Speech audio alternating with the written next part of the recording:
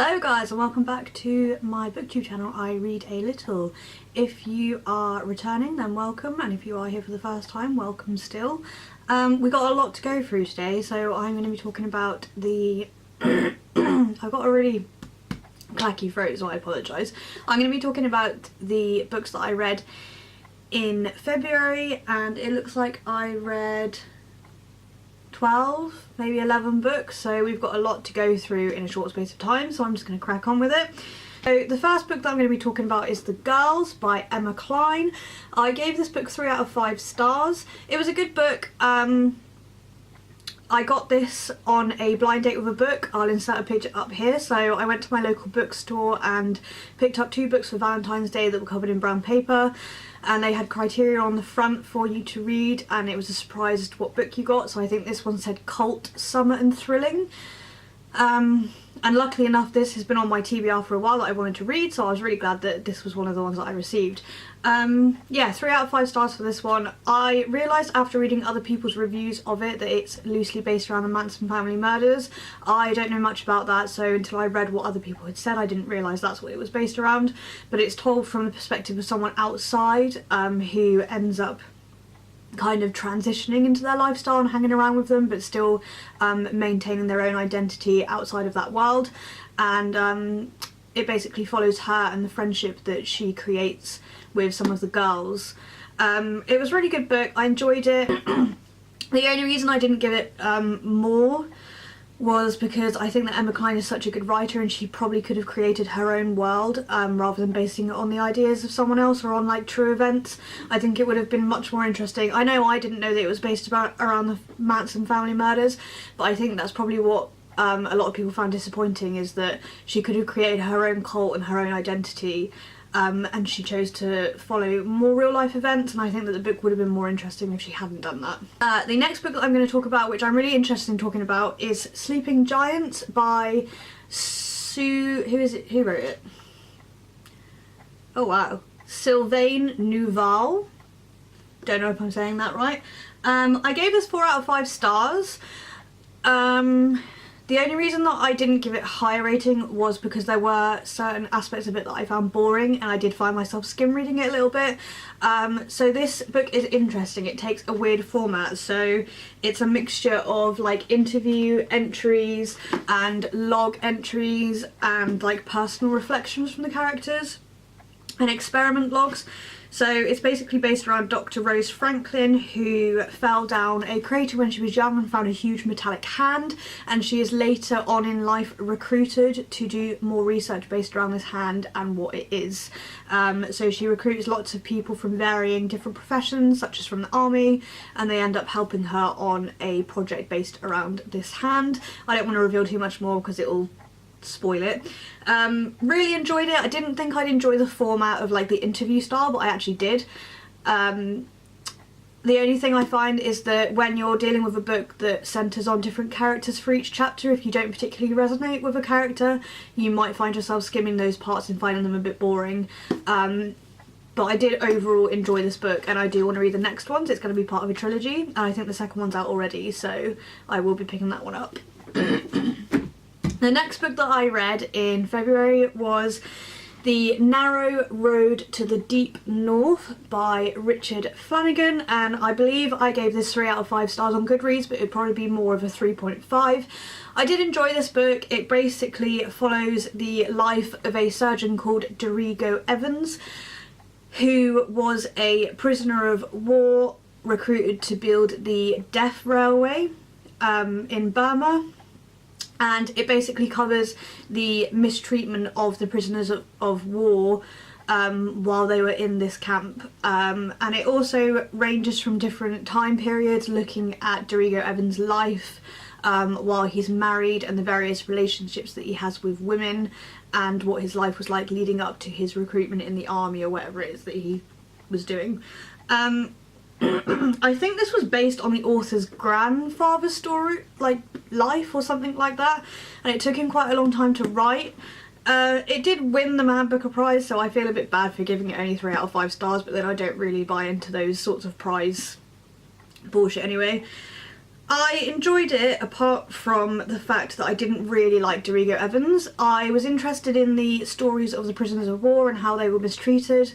I don't generally as a rule read war fiction, like I just don't find it that interesting, but I actually really enjoyed reading about what happened to the prisoners of war in the camp, and it was also quite graphic and horrific to read. However, I didn't so much enjoy the parts of the book that went into Dorigo's life before he was in the prisoner of war camp and him reflecting on what his life has been like, because I didn't really like the character, so I'm not really going to want to read about his life when I don't invest in him that much. That's the only reason I rated this book down, because it does quite heavily talk about him as well. There's probably about like that much of the book that talks about the prisoner of war, and then this much that just talks about Dorigo Evans. So if you don't really care about him, you're not going to enjoy it as much. Hence why I gave it 3 out of 5 stars. The next book that I read in February was The Song of Achilles by Madeline Miller, I think that is. It's a library book, so it's cut off a little bit. Again, I gave this one 3 out of 5 stars. I really enjoyed it. It didn't move me enough to rate it any higher, unfortunately, which was really a shame because I could see more potential in this than what it actually delivered. So it follows the story of Patroclus, who is a prince who ends up being exiled to another city where he meets Achilles and forms a friendship with him. And it follows their life and their relationship together, eventually leading to Achilles' role in the Battle of Troy.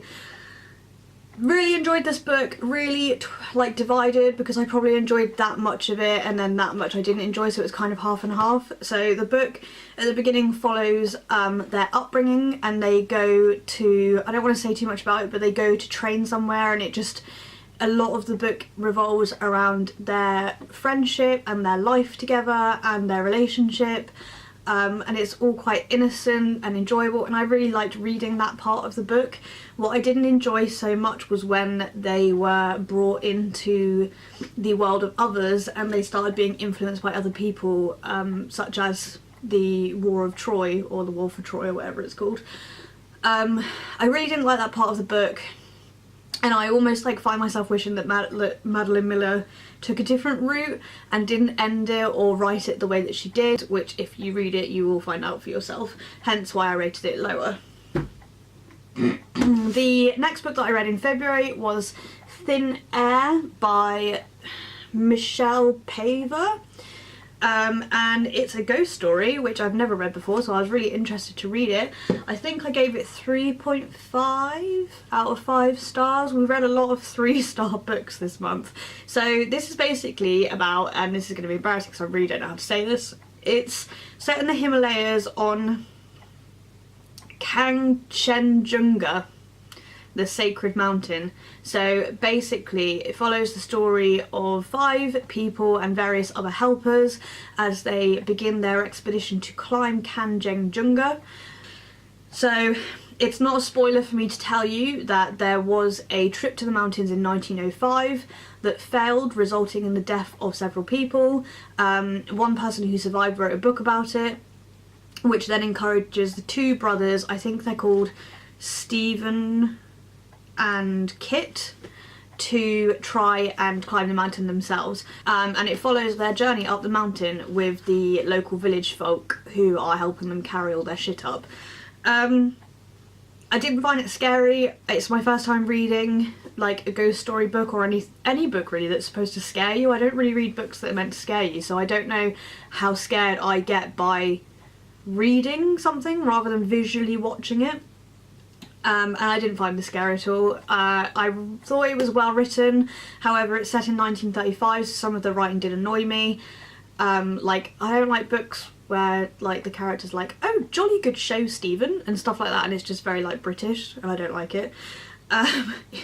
Because they are Englishmen, and it's just like sometimes the portrayal of like oldie English people really annoys me. I don't know. So I found it quite hard to read in that respect. and it wasn't scary, which I was hoping it would be. However, one reason why I rated it high was because it talked a lot about climbing and the mountain and how people during this time would have completed an expedition of this size, and I didn't really know anything about that, so I felt like I learned something, and in that way I did enjoy the book, hence why I gave it 3.5 stars.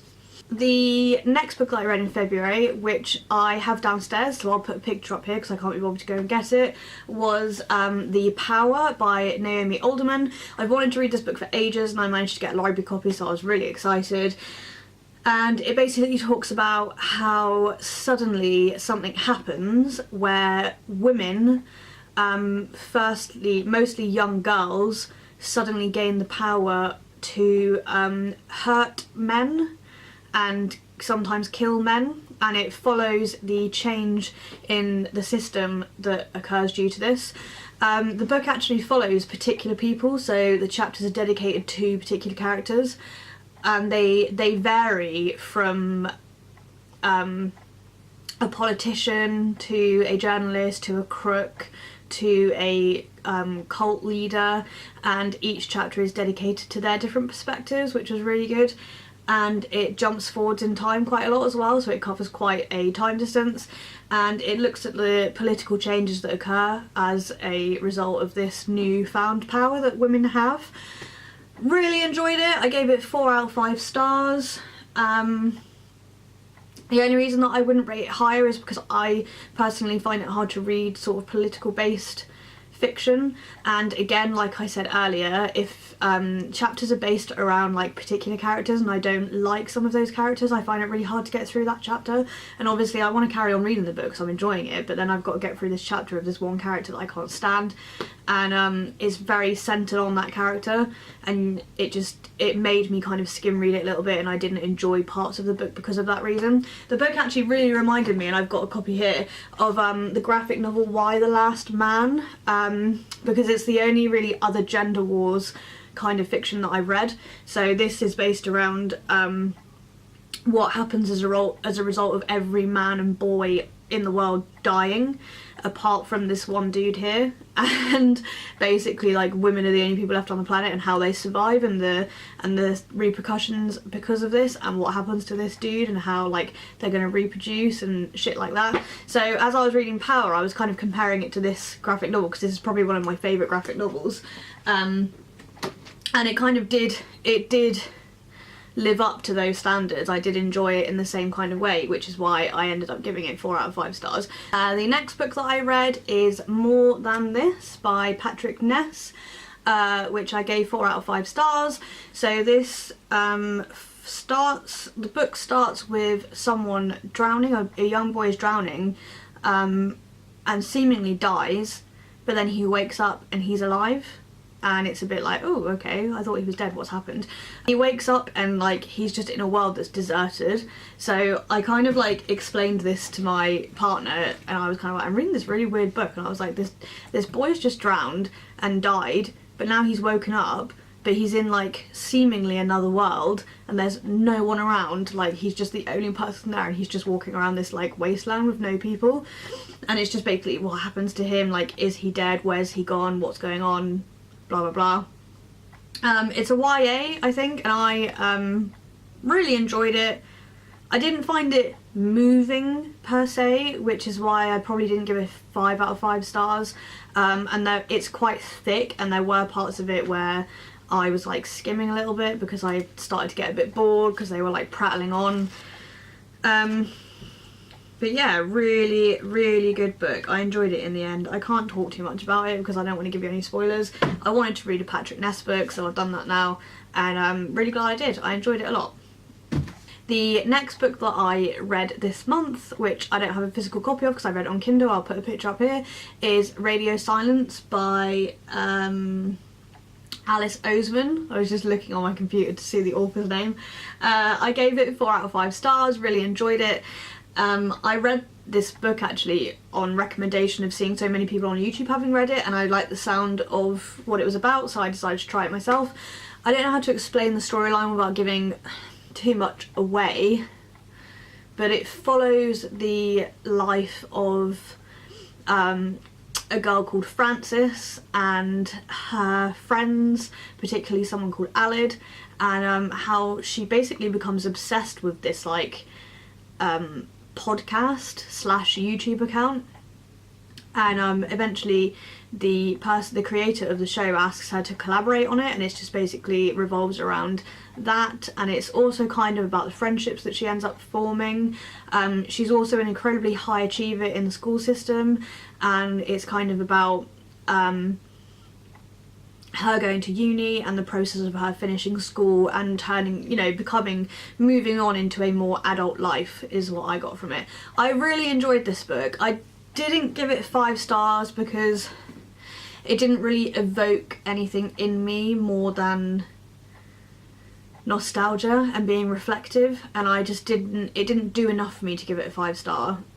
One thing I did find about it is the friendships that she builds. You find yourself reminiscing on like your own life, and there's parts in the book where, you know, the characters feel very alienated and out of place, and they're too afraid to like portray their true selves. And I think like going through your teenage years when you're becoming a young adult, going into adulthood, you do feel that way a lot. I remember I did when I was younger. I was always questioning like how I was dressing and what I was doing, how I was different from everyone else, and like were they judging me and this sort of thing. And that really resonates in this book. You really do get a sense of that. And you also see the struggle with tackling societal expectations for education and your own passions and what you want to pursue.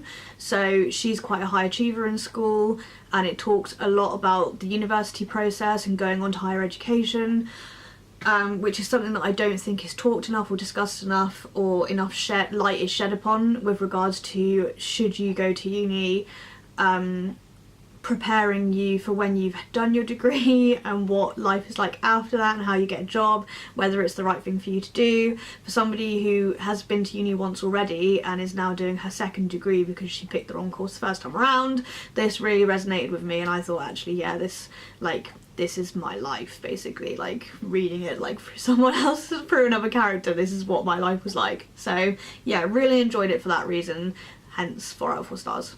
Okay, the next book that I read in February was 13 Reasons Why by J. Asher, which I gave 3 out of 5 stars. So this follows the story of Clay after he receives a set of tapes from a school friend called Hannah, who recently killed herself. There are 13 tapes, I think, and on each of them it lists a person who she affiliates with, like the reason why she killed herself basically. So she sent them to Clay for him to listen to. I'm not going to say much on that because it'll be a spoiler. I don't know how many people know that there was a Netflix series on this, but was it a Netflix series? I think it was a Netflix series. I haven't seen the Netflix series, but my partner watched it, so I did read the like synopsis of each of the episode breakdowns, and that's kind of why I gave this a lower rating, because I actually personally preferred the Netflix series. Like after I read how they did it, I thought actually that's a really better way to do it. So yeah, the only like negative thing I had about this book was that it didn't delve deep enough for my liking into the story. It seemed like a very brief window in time of the whole situation, whereas I felt like the Netflix series delved deeper into it and explored more of the story. I don't want to talk about the differences because it will result in like spoiling the book for you. But yeah, that is pretty much why I rated it lower, just because I felt like the television series gave more than the book did. Okay, the next book I read in February was Cassandra Clare's Lord of Shadows. I'll put a picture up here because I've lent it to my mother, so I don't actually have a physical copy. I've put on Goodreads that it's 4 out of 5 stars, but I'd probably give this more 3.5 out of 5 stars. I'm not one of the people that's got on the Cassandra Clare bandwagon. I recently bought the other books of hers because I got them in a charity shop. But I'm past that age now, like I'm 30 now, and I'm past that point of reading generic YA fantasy stuff. Like, I read that a lot when I was younger and I love it. Like, I absolutely loved it. And I just like really threw myself into that world, but I'm not about that anymore. Like my priorities have changed on what I want to read, so I don't really read that anymore. I did enjoy it, but it's just to me generic fantasy YA. Like, I enjoy it for the time that I'm reading it. It's kind of like when I read chick lit, I read it as a break from what I'm reading, as something relaxing to read in between reading something that I actually like want to read. I don't know if that makes any sense, but it's kind of like a light read for me that I can just skim through quickly and finish. Hence why I read that one, because I read a lot of like serious stuff in February. I feel like it was a lot of serious topics, and in a way sometimes you need to break that down with something more of an easy read, hence why I read that. I enjoyed it. I'm not going to talk too much about it because everyone knows the series. Yeah, so I'll probably read the next one. The next book that I read was Britt Marie Was Here by Fredrik Backman. Fredrik Backman wrote what's it called? What did he write? Fredrik Backman wrote A Man Called Ove, which I've also read. I really liked the book, so I thought I wanted to read more stuff by Fredrik Backman, hence why I picked up Britt Marie Was Here. I gave it 4 out of 5 stars. It was pretty good. It's about a woman, funnily enough, called Britt Marie, and it starts with her going into an employment centre looking for a job because her circumstances have recently changed and she needs to find employment. However, she's obviously now older. She's lived as a housewife for most of her life, so doesn't have many transferable skills into the types of job that she wants to do.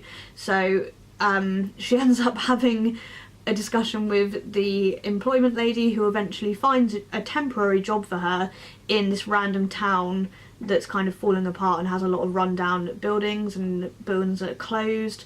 And it's about the relationship that she forms with all of the people within this town. I won't go into much more detail because I don't want to ruin it.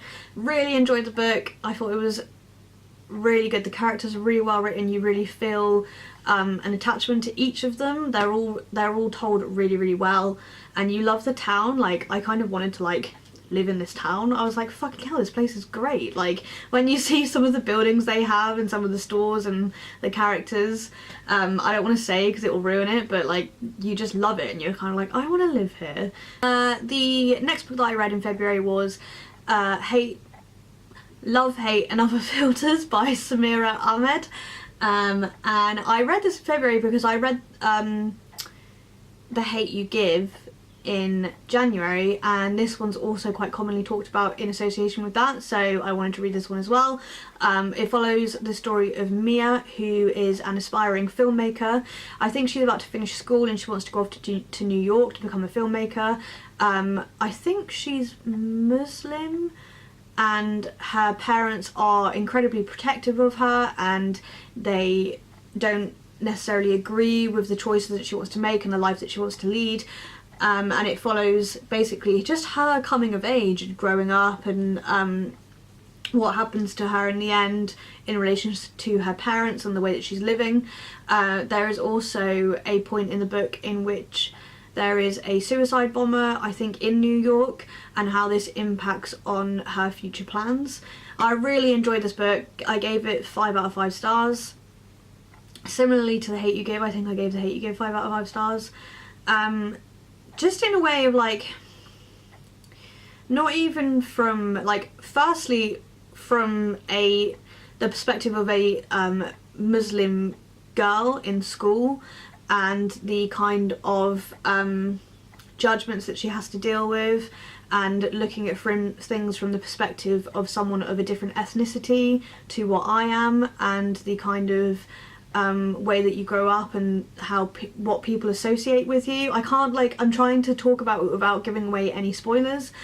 Also, just from a sort of coming of age story, I really liked the relationships that she forms and the struggles that she has to go through, as well as kind of like the fact that she's a filmmaker. I did a media degree when I was younger and I just didn't know really if it was the right route I was going down, so I kind of like felt empathy with her in a way of sort of like people wanting you to do something that's a stable career and you wanting to like follow your passion.